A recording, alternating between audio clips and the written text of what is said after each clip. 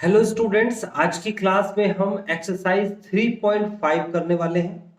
इसका आधा पार्ट मैंने करा दिया था। ये शुरू के 3 क्वेश्चंस मैंने आपको कराए थे और कुछ होमवर्क भी दिया था।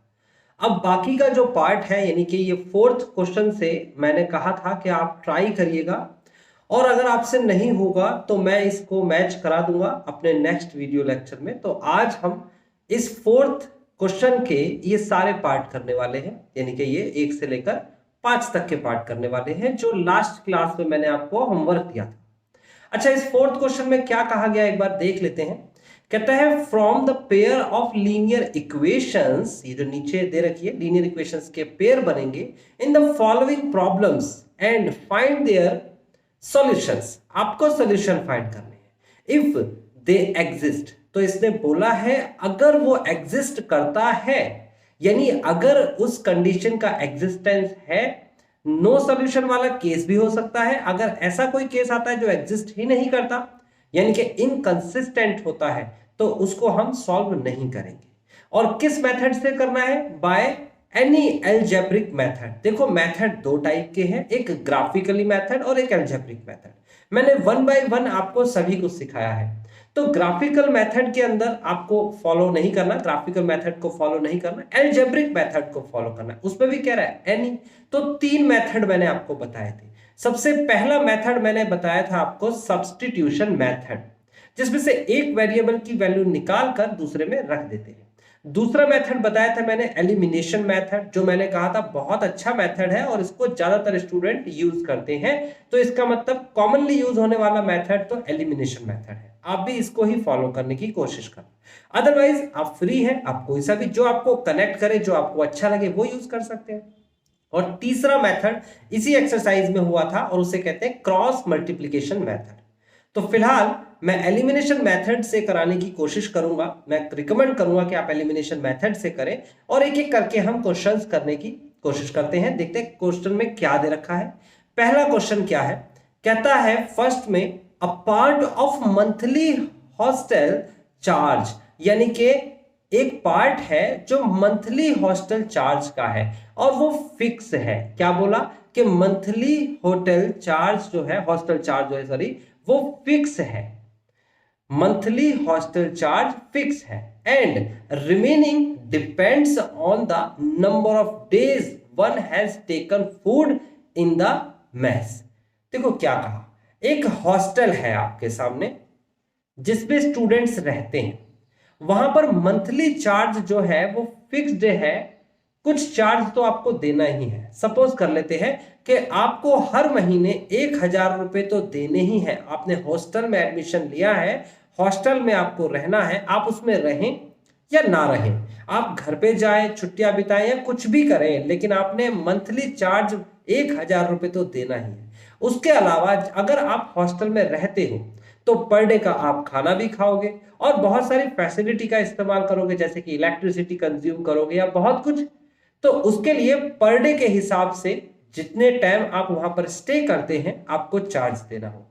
सपोज कर लेते हैं पर डे आपको 200 रुपए देने होंगे। तो एक महीने के बाद अगर मैं आपसे पूछूं कि कितना चार्ज दिया, यानी कि अगर आपने 30 डेज, अगर आपने 30 डे आपको यहां पर स्टे करना हो तो आपने कितना चार्ज पे किया, हॉस्टल का कितना किराया दिया? तो आप कहेंगे सर 1,000 रुपए तो फिक्स था, प्लस 30 दिन के हिसाब से 200 रुपए के हिसाब से 30 दिन, यानी कि 30 मल्टीप्लाई बाय 200। आपने जब इसकी मल्टीप्लाई करी तो कितना आ गया? 3 दूनी 6, यानी 6,000 प्लस 1,000 फिक्स किराया। तो इसका मतलब हो गया कि आपका टोटल चार्ज जो है हॉस्टल का 7,000 है। अब सपोज कर लेते हैं कोई व्यक्ति किसी और पार्टिकुलर दिन रहा और उसने जो पर डे का उसका किराया कुछ और है, तो ये वेरिएबल हो सकता है। तो इस तरीके से अलग अलग वेरी कर सकते हैं। तो आपको समझ में आया? ये प्रैक्टिकल मैंने आपको कनेक्ट करके दिखाया। देखिए जब भी आपके सामने स्टूडेंट्स कोई भी क्वेश्चन आएगा, आप उसको प्रैक्टिकली दिमाग में चलाएंगे, उस सिनेरियो को, उस कंडीशन को, कि वो प्रैक्टिकली क्या होती है। जब तक प्रैक्टिकली समझ नहीं आएगा, लैंग्वेज आपको कहीं ना कहीं डिस्टर्ब करेगी। आप डिजिट्स को रटने की कोशिश मत करिएगा। मैं रीजन बता देता हूं, क्योंकि ये क्या करते हैं, जो बुक में आपको क्वेश्चन पब्लिश्ड होके मिलेंगे, वो जानबूझ के ऐसी लैंग्वेज लिखेंगे जिसमें कि आप अगर डिजिट्स को फॉलो कर रहे हैं, सिर्फ डिजिट्स को फॉलो करते हैं, कई स्टूडेंट छोटी क्लासेस से आदत बना लेते हैं कि सर ने जो सिखाया है उसको रट ले, तो वो आप उलझ जाओगे। तो इसलिए आपको कॉन्सेप्ट समझना ही होगा। कहता है a part of monthly hostel charge is fixed and the remaining depends on the number of days one has taken food in the mess. Mess मतलब कि जो रसोई होती है। कहता है when a student is taken food for 20 days, अगर एक स्टूडेंट 20 दिन तक फूड लेता है, शी हैज टू पे, तो वो कितने पे करेगी, वो पे करेगी 1000 रुपए as a hostel charge. Whereas जबकि स्टूडेंट बी जो है who takes food for 26 days, अगर वो 26 दिन तक क्या करती है, फूड लेती है यानी खाना लेती है, तो उसको 1,180 रुपए हॉस्टल चार्ज के देने होंगे। यानी कि जो 20 दिन रहा उसे 1000 देने पड़े, जो 26 दिन रहा उसे 1,180 रुपए देने पड़े। Find the fixed charge and cost of the food per day. तो आप क्या करेंगे, हो सकता है आप में से कई स्टूडेंट ने ये क्वेश्चन कर लिया होगा, फोर्थ का फर्स्ट पार्ट, और जिसने नहीं किया है या कुछ गलत हुआ है तो वो चेक कर सकते हैं। अगर कर लिया है तो आगे बढ़ जाइए, इस वीडियो को आप आगे बढ़ा सकते हैं और बढ़ाने के बाद आपको नेक्स्ट क्वेश्चन देख लेना है, अगर नेक्स्ट नहीं हुआ तो। फिलहाल आपको लेट करना है। लेट करना है क्या, फिक्स्ड चार्ज कितना है, तो लिखेंगे let fixed charge is equal to ₹x। आपने मान लिया कि फिक्स चार्ज जो है उस हॉस्टल पे वो ₹x का है। उसके बाद आपको कहता है cost of the food per day, तो आप लिखेंगे cost of food per day. तो cost of food per day कितनी हो जाएगी, वो हो जाएगी ₹5। अब लिखेंगे अकॉर्डिंग टू क्वेश्चन। क्वेश्चन के अकॉर्डिंग इसने क्या बोला है, इसने बोला है कि अगर एक बच्चा ए है वो 20 दिन स्टे करता है तो 20 दिन का चार्ज देना पड़ेगा और 1000 रुपए पे करता है, तो क्या करेगा अकॉर्डिंग टू क्वेश्चन, एक्स मतलब कि फिक्स चार्ज प्लस का 20 डेज उसने स्टे किया तो 20 डेज का उसका फूड का चार्ज हो गया, इनटू में वाई, 20 डेज इनटू में वाई, वाई मतलब कि एक दिन का कितना पैसा लगा, इज इक्वल टू टोटल 1000 रुपए लगे। उसी हिसाब से हम दूसरी इक्वेशंस बनाने की कोशिश करते हैं। तो दूसरी इक्वेशन में क्या दे रखा है, 26 दिन स्टे किया, 26 दिन उन्होंने फूड लिया और उसके बाद यहां पर दे रखा है 1,180 रुपए पे किए। तो यहां पर एक्स फिक्स चार्ज तो उतना ही लिया जाएगा, लेकिन वो 26 डेज जो है उन्होंने फूड कंज्यूम किया है, फूड लिया है, तो यहां पर 26 इंटू वाई लिखेंगे क्योंकि एक दिन का चार्ज वाई रुपीज है और आ जाएगा 1,180 रुपए। अब देखो मैंने क्या कहा था, मैंने कहा था मेथड आपके सामने कोई से भी हो सकते हैं, उसमें से सबसे आसान जिससे जल्दी से आंसर निकल जाता है वो है एलिमिनेशन मेथड। मैं वही यूज करूंगा। मैं लिख देता हूं बाय एलिमिनेशन, यहां लिख देता हूं by elimination method. Okay, elimination method में क्या होगा और वो मेथड क्या है, वो सिंपल सा मेथड है कि यहां पर आप इसे साइन को चेंज कर दीजिए, यहां पर भी साइन को चेंज कर दीजिए, यहां पर भी साइन को चेंज कर दीजिए, और जब आप इसे सॉल्व करेंगे तो कैसे करेंगे, सीधा सीधा x से x कैंसिल हो जाएगा, 20 में से माइनस का 26 घटा दिया जाएगा तो माइनस का 6 बचेगा। ऐसे ही 1080 में से 1000 घटाएंगे तो माइनस का 180 बचेगा, माइनस का 6 से डिवाइड करेंगे तो y is equal to minus का 180 अपॉन में माइनस का 6 और ये आ जाएगा 30। तो देखो कितनी आसानी से आपका आंसर आ गया y। आप इसे पुट कर देंगे, पुट इन फर्स्ट कर देते हैं, तो फर्स्ट मतलब इसे फर्स्ट बना लेते हैं, इसे सेकंड बना लेते हैं। तो फर्स्ट में पुट करने के बाद हमारा आंसर बनेगा x प्लस 20 इंटू 30 बराबर 1000। आप इसकी मल्टीप्लाई करा के राइट में ले जाइए, तो x is equal to 1000 minus का 3 टू 600, तो x की वैल्यू आ गई 400 and this is the final answer. तो आप लिखेंगे so the fixed charge is, so the fixed charge is equal to ₹400। Fix charge उस हॉस्टल का कितना है 400, और कॉस्ट क्या लिखा था यहां पर, cost of food per day, cost of food per day is equal to ₹30। तो आपने आंसर दिया, लास्ट में ये स्टेटमेंट लिखना भी कंपलसरी है। आपको समझ में आ गया? अगर आपको समझ में आ गया तो इसे कॉपी कर लिया होगा आपने, नहीं किया तो बैक करिए वीडियो को और फिर से कॉपी करिए। अब उसके बाद हम चलते हैं नेक्स्ट क्वेश्चन के बाद। मैं आपको कंप्लीट इस तरीके का सिनेरियो नहीं बताऊंगा कि किस तरीके से सॉल्व करते हैं, क्योंकि इसकी हमने तसल्ली से वीडियोस बना रखी हैं। आप चाहें, जिसको सॉल्व करना नहीं आता, ये एक्स वाई की वैल्यू निकालनी नहीं आती, आप डिस्क्रिप्शन पे जाएं, प्लेलिस्ट देखें, वहां पर एक एक करके एक एक मेथड सिखाया गया है। आप अगर उस मेथड को सीख जाते हैं तो कोई सा भी मेथड यूज कर सकते हैं। अब मैं बाकी के सभी क्वेश्चंस में यहां तक का काम कराता हूं, आपको इक्वेशंस बना के दे देता हूं, जिससे कि आप आगे सॉल्व कर पाए। 4 क्वेश्चंस है, मैं इक्वेशंस बनाने वाला।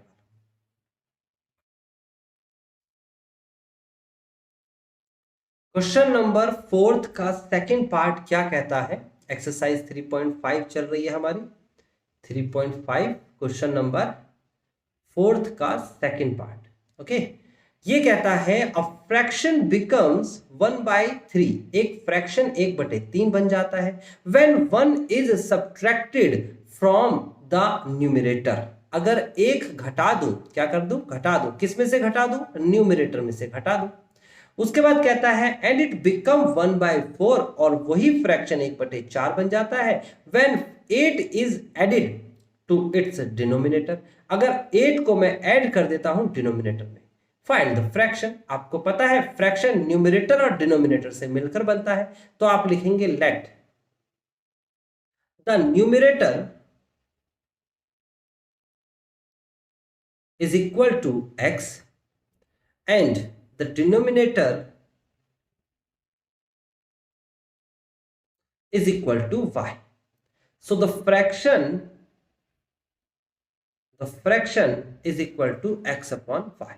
बहुत सिंपल है कि न्यूमरेटर x है और डिनोमिनेटर y है, तो फ्रैक्शन x अपॉन y हो गया। आप लिखेंगे अकॉर्डिंग टू क्वेश्चन के अकॉर्डिंग कहता है न्यूमरेटर में एक सब्ट्रैक्ट करना है, तो x में से एक घटा दो। डिनोमिनेटर के लिए कोई बात नहीं बोली उसने, तो डिनोमिनेटर को ऐसे ही लिखेंगे इज इक्वल टू, इसने बोला है जो फ्रैक्शन है वो 1/3 हो जाता है, ये लिख दिया 1/3। आप इसको क्रॉस मल्टीप्लाई करेंगे, यानी कि 3 की मल्टीप्लाई यहां और y की मल्टीप्लाई यहां। और कैसे लिखेंगे? देखिए, 3 की मल्टीप्लाई पहले x में करेंगे तो 3x आ जाएगा, फिर 3 की मल्टीप्लाई 1 में करेंगे तो -3 आ जाएगा, फिर इज इक्वल टू y की मल्टीप्लाई 1 में करेंगे तो y आ जाएगा। इस y को आप लेफ्ट में ले आइए तो हमारा जो पहली इक्वेशन है वो मिल गई, 3x माइनस का y माइनस का 3 is equal to 0। This is equation number first. ये आप लिख लीजिए अपनी कॉपी पे। आई थिंक आप में से कई स्टूडेंट ने कर रखा होगा। उसके बाद अगला क्या कहता है पार्ट? इसमें अगला पार्ट कहता है इट बिकम 1/4। अब देखो यहां पर कहता है ये 1/4 हो जाता है जबकि 8 जोड़ा जाए। किसमें जोड़ा जाए? डिनोमिनेटर में। फ्रैक्शन तो हमारे पास यही था, हम क्या करेंगे? हमें x अपॉन में y लिखना है और डिनोमिनेटर में 8 जोड़ना है। न्यूमरेटर के साथ इसने कहा है कुछ नहीं करना, तो बन जाता है 1/4। आप इसे भी क्रॉस मल्टीप्लाई कराएंगे, तो क्रॉस मल्टीप्लाई में यहां पर x की मल्टीप्लाई 4 के साथ हो जाएगी और y प्लस 8 की 1 के साथ हो जाएगी, तो बनेगा हमारे पास 4x is equal to y plus 8। और इन दोनों को हम लेफ्ट में लेके आएंगे तो हमारा आंसर आ जाएगा 4x minus y minus 8 is equal to 0, and this is called second equation.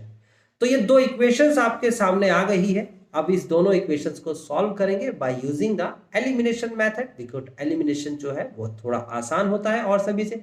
y से y कैंसिल हो जाएगा, पहले x निकलेगा, सब्स्टिट्यूशन यूज करके फिर x निकल जाएगा। अभी मैंने करके दिखाया था, आप वैसे कर सकते हैं, साइन चेंज करके ऊपर नीचे रख के सॉल्व करिए। अगले क्वेश्चन के पास चलते हैं। वीडियो को पॉज करें, इस क्वेश्चन को कंप्लीट करें, तभी अगले क्वेश्चन पे जाए। मैं हमेशा हर स्टूडेंट से हर लेक्चर में ये रिक्वेस्ट करता हूं, आप मेरी रिक्वेस्ट प्लीज मानिए। आपको ये क्वेश्चन पहले खुद से ट्राई करना है। अगर आपने पहले भी कर रखा है तो आपकी प्रैक्टिस के लिए ट्राई करना है, विद इन द टाइम आपको करना है। बार बार क्वेश्चंस की प्रैक्टिस करनी होती है, तो कर रखा है तो भी इसको सॉल्व कर लीजिए। ओके,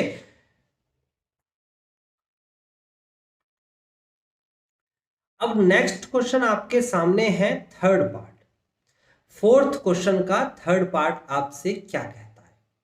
कहता है Yash scored 40 marks in a test. Yash ने जो है 40 नंबर टेस्ट में स्कोर किए और किस सिचुएशन से स्कोर किए, तो कहता है getting 3 marks for each right answers, यानी कि यश अगर सही आंसर देगा तो उसे हर क्वेश्चन पे 3 नंबर मिलेंगे।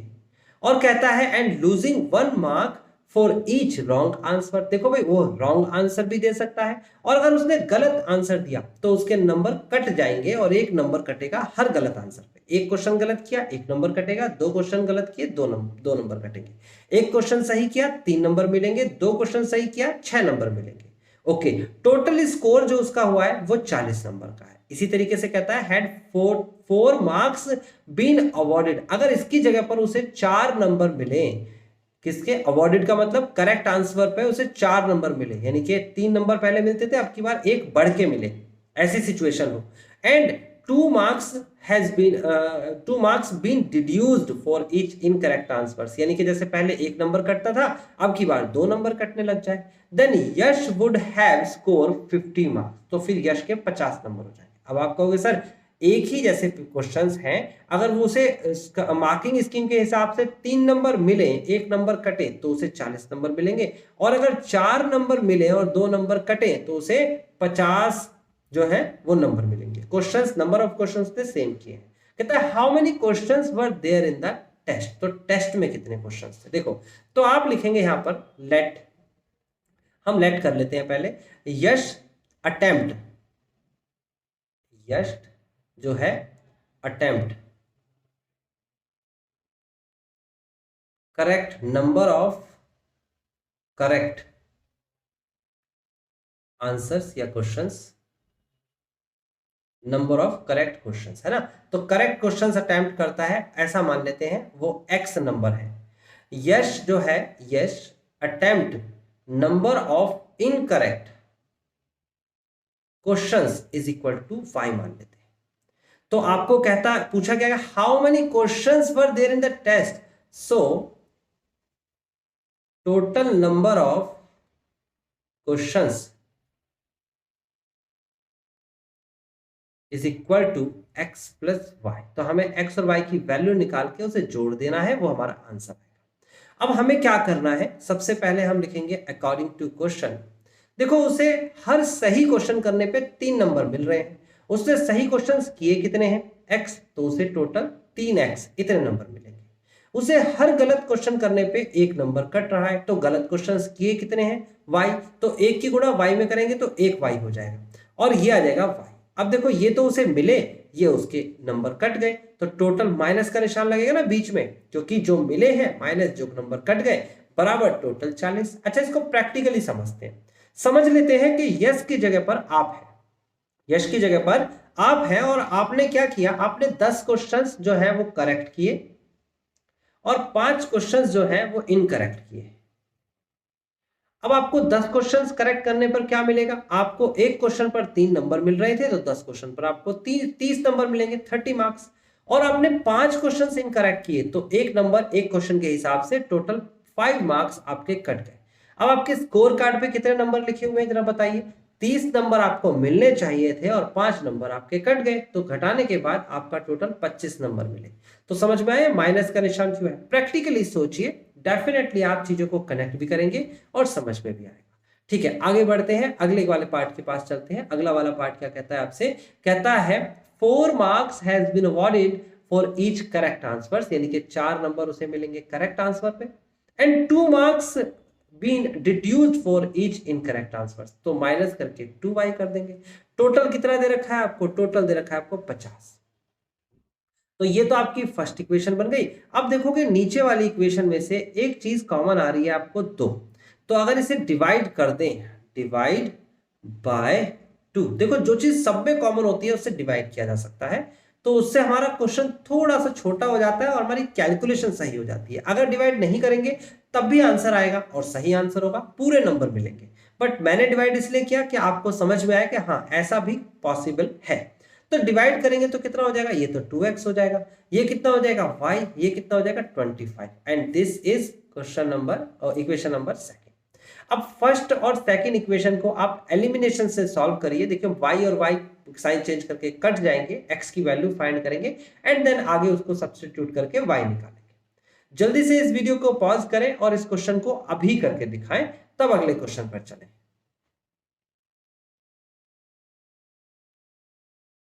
Next question number 4th part है आपके सामने। 4th क्वेश्चन का 4th पार्ट क्या कहता है आपसे?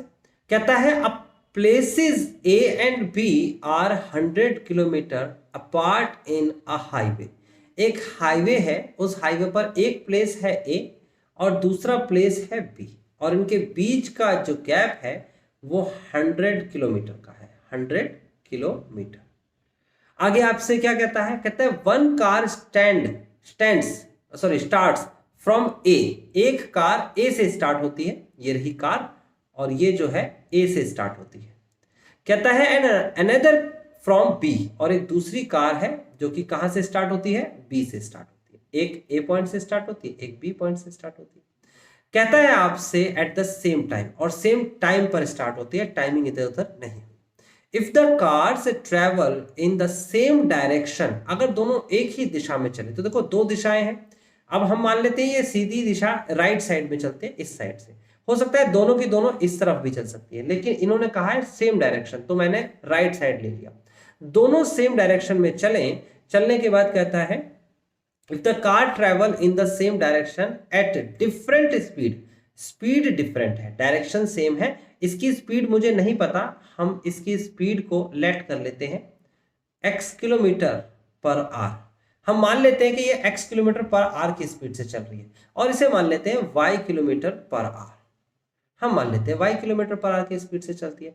तो आगे कहता है अगर डिफरेंट स्पीड से चलते हैं, कहता है दे मीट 5 आवर्स, तो दोनों की दोनों कार जो है वो मिल जाएंगी 5 घंटे में। इसका मतलब ये जो कार है ये फास्ट चल रही होगी और ये थोड़ी स्लो चल रही होगी, भाई तभी तो मिलेंगे। देखो ये तेजी से आगे बढ़ेगी और ये स्लो आगे बढ़ेगी, तो दोनों जाके यहां पॉइंट पर एक जगह पर मिल जाएंगे। इस तरीके से इनके बीच का जो गैप 100 किलोमीटर का था, जब ये दोनों चल रहे होंगे 1 घंटा बीत जाएगा तो ये गैप बीच का कम हो जाएगा, क्योंकि ये थोड़ी स्लो चल रही है, ये थोड़ी फास्ट चल रही है। अब 80 किलोमीटर का रह गया मान लो, फिर दूसरा घंटा बीत गया तो ये गैप और कम हो गया इनके बीच का, फिर तीसरा घंटा बीत गया तो एक गैप और कम हो गया, और ऐसे गैप कम होते होते जब हम आगे बढ़ते गए तो एक जगह ऐसा आया जब इन दोनों के बीच का कोई गैप ही नहीं रहा, और जब गैप नहीं रहा तो उसे हम कहते हैं ये दोनों कार एक दूसरे को मिल गई, मीट।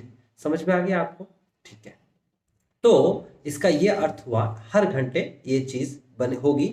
अगले में क्या कहता है? कहता है if they travel towards each other, यानी कि अगर वो सेम डायरेक्शन की जगह ना, आपके डायरेक्शन जो है ऐसे होगी, अलग अलग बना लेते हैं, ये इस तरफ चलेगी और ये इस तरफ चलेगी, तो ये दोनों की दोनों एक जगह पर आके मिल जाएंगी और ऐसे मिल जाएंगी। ठीक है, समझ में आता है? तो भी इन दोनों के बीच का गैप जो है वो दोनों जने कवर कर रहे होंगे, ये भी कवर करने में लग गया, ये भी कवर करने में लग गया। इस केस में ए वाली कार तो आपका गैप कवर करने में लग गई और ये गैप को बढ़ाने में लग जाती है। ठीक है ना? ओके, बात समझ में आती है। दे मीट इन 1 आवर, और इस केस में वो कितने घंटे में मिलेगा? 1 घंटे में। इस केस में कितने घंटे में मिलती हैं दोनों कारें? 5 घंटे लगते हैं। कहते हैं what are the speed of the 2 cars, तो आपको क्या करना चाहिए? आपको सबसे पहले तो लेट करना चाहिए। Let the speed of first car of car A, आपको कार का ही नाम रख देना है, car A is equal to x, और car from B point is equal to 5। Speed मान लिया मैंने x किलोमीटर पर आवर और y किलोमीटर पर आवर। क्या ये बात समझ में आ गई? अच्छा, अब स्पीड हमें पता चल गई तो हमें एक बेसिक रूल पता होना चाहिए, और वो रूल हमने 9th क्लास के फिजिक्स में पढ़ा था। 9th क्लास के फिजिक्स में हमने पढ़ा है कि speed is equal to distance upon time. Distance upon time, तो हमें डिस्टेंस तो फिक्स दे रखा है और टाइम भी फिक्स दे रखा है, तो डिस्टेंस और टाइम अगर हम लगा दें तो हमारी स्पीड आ जाएगी। ठीक है, इसका मतलब पहली कार जो है x किलोमीटर प्रति घंटा से चल रही है एक डायरेक्शन में ऐसे, और दूसरी कार जो है वो उसकी क्या कर रही है? वो स्पीड को प्लस करेगी या माइनस करेगी? ये पहली कार है और ये दूसरी कार है इस डायरेक्शन में, तो अगर सेम डायरेक्शन होती है, याद रखना सेम डायरेक्शन, तो दोनों की जो स्पीड्स होंगी यानी कि x किलोमीटर पर आवर और y किलोमीटर पर आवर, तो दोनों की जो स्पीड होगी वो घट जाएंगी इस तरीके से। इसे कहते हैं एब्सोल्यूट स्पीड। Absolute speed. तो एब्सोल्यूट स्पीड जो है वो किस तरीके से बिहेव करती है, अगर सेम डायरेक्शन है, देखो मैंने जो लिखा है इसे कॉपी पे लिख लेना, ये कॉन्सेप्ट आगे भी लग सकता है, फिजिक्स में भी यूज होता है, ठीक है ना। अगर मान लीजिए सेम डायरेक्शन है, सेम डायरेक्शन, तो एब्सोल्यूट स्पीड होगी x minus Y kilometre per hour. और अगर डिफरेंट डायरेक्शन है, डिफरेंट डायरेक्शन, तो उस केस में एब्सोल्यूट स्पीड क्या होगी, डिफरेंट का मतलब हो गया एक इस तरीके से चल रही है कार और एक इस तरीके से आ रही है, तो इस केस में एब्सोल्यूट स्पीड जो है वो होती है x प्लस वाई, यानी कि दोनों एक दूसरे को कॉम्प्लीमेंट करते हैं, दोनों एक दूसरे का गैप भरते हैं। तो बात समझ में आ गई, इस केस में स्पीड x प्लस वाई, इस केस में स्पीड x माइनस वाई। तो ये बात ध्यान से लिख लेना और लिखना जरूर, देखिए लिखेंगे तो आपको चीजें याद रहेंगी, है ना। बिना लिखे आपको छोटी सी बात थी, क्वेश्चन में आई, मैंने बता दिया, ये आगे भी आ सकती है ना, क्वाड्रेटिक इक्वेशन के अंदर भी आ सकती है। फिलहाल आप यहां पर क्या करेंगे, आप यहां पर जानते हैं कि एब्सोल्यूट स्पीड जो है वो होती है x माइनस वाई, क्योंकि ये कौन सी लिखेंगे, in case of same direction, same direction, in case of same direction. तो सेम डायरेक्शन के केस में आप लिखेंगे x minus Y is equal to, X minus Y is equal to, देखो कितना डिस्टेंस था, 100 था डिस्टेंस, और कितने घंटे लगे इस गैप को भरने में, 5 घंटे लगे। देख सकते हो, आपको मैं यहां पर क्लीन करके दिखा देता हूं, आपका जो गैप था यानी कि डिस्टेंस था 100, और कितना टाइम लगा उसे भरने में, अगर सेम डायरेक्शन चलते हैं 5 घंटे, तो यहां लिखेंगे 5। तो आपका आंसर कितना आ जाएगा, इसे सॉल्व करेंगे, x minus Y is equal to 20, है ना, और ये होगी फर्स्ट इक्वेशन। उसके बाद लिखो इन केस ऑफ डिफरेंट डायरेक्शन या अपोजिट, अपोजिट डायरेक्शन लिख लो, है ना, डिफरेंट भी लिख सकते हो आप, अपोजिट डायरेक्शन। अगर अपोजिट डायरेक्शन होती है तो उस केस में क्या होगा, x प्लस का y is equal to, distance तो देखो 100 ही रहेगा, लेकिन यहां पर टाइम जो है वो कितना लगा, 1 घंटा लगा। सॉल्व करेंगे तो x प्लस का y इज इक्वल टू 100, और मैंने बताया आपको elimination method is the best method to solve these two equations. y से y कैंसिल हो जाएगा, सॉल्व करके आंसर आ जाएगा, पहले x की वैल्यू सब्स्टिट्यूट करके फिर y की। लास्ट में कंक्लूजन जरूर लिखना है, इसमें इंट्रोडक्शन वाला ये आपको स्टेटमेंट जरूर लिखनी होती है, जो रूल्स वगैरह यूज कर रहे हैं वो लिखिए, और फिर न्यूमेरिक पार्ट है, लास्ट में कंक्लूजन भी लिखना है, एक्स और वाई की जगह लिखने के बाद संख्या और ये लिख देना, ठीक है। जल्दी से इस क्वेश्चन को कंप्लीट करें और फिर लास्ट क्वेश्चन के पास चलते हैं और आज की क्लास को एंड की तरफ लेके चलते हैं, ठीक है स्टूडेंट्स। अब देखिए नेक्स्ट क्वेश्चन है, आज की क्लास का लास्ट क्वेश्चन है और अच्छा क्वेश्चन है। पहले पढ़ लेते हैं क्वेश्चन क्या कहता है। The area of a rectangle gets reduced by 9 square units. कहता है जो एरिया है ना रेक्टेंगल का वो कम हो रहा है, रिड्यूस हो रहा है 9 स्क्वायर यूनिट। देखो पहले हम रेक्टेंगल ही बना लेते हैं, ये रेक्टेंगल है। अब ये रेक्टेंगल है और मैंने मान लिया कि इसकी एक साइड है 15 यूनिट और दूसरी मान ली मैंने साइड, वो मान ली 6 यूनिट। तो अब मेरा जो एरिया आएगा वो कितना आएगा, ये आ जाएगा 15 5 5 6 90, यानी कि 90 unit, square unit, square units. ये आपका एरिया आ गया है। एरिया क्या होता है, length into breadth, area is equal to L into B. Okay, ये बात आपको पता है। अगर मैंने जरा सा भी चेंजेस लेंथ में किया, इसे कम किया या इसे ज्यादा किया, या फिर इसमें किया इसे कम किया या फिर ज्यादा किया, तो कुछ भी किया, ये दोनों में कम या ज्यादा कुछ किया, तो इस एरिया पे फर्क पड़ेगा कि नहीं पड़ेगा, चेक करके देख लेते हैं। मान लीजिए मैंने इसे रिड्यूस कर दिया और 10 कर दिया, और इसको भी रिड्यूस कर दिया और 5 कर दिया, तो 10 गुणा 5 50 हो जाएगा। ये आपका देखो रिड्यूस हो गया, एरिया रिड्यूस हो गया। तो इस तरीके से कुछ भी चेंज लेंथ और ब्रेथ में करते हैं तो एरिया में भी चेंज आता है। अब वो सारी बात तो इसने खुद दे रखी है, तो हमसे क्या पूछा जा रहा है, इसने पूछा क्या है अभी हम पढ़ के बताएंगे। देखिए यहां पर कहता है if its length is reduced by 5 unit and breadth is increase by 3 units, तो उसका एरिया रिड्यूस हो जाता है। If we increase the length 3 units and breadth by 2 units, दोनों इंक्रीज हो रही है। देखो एंड का मतलब हो गया दोनों इंक्रीज हो रही है।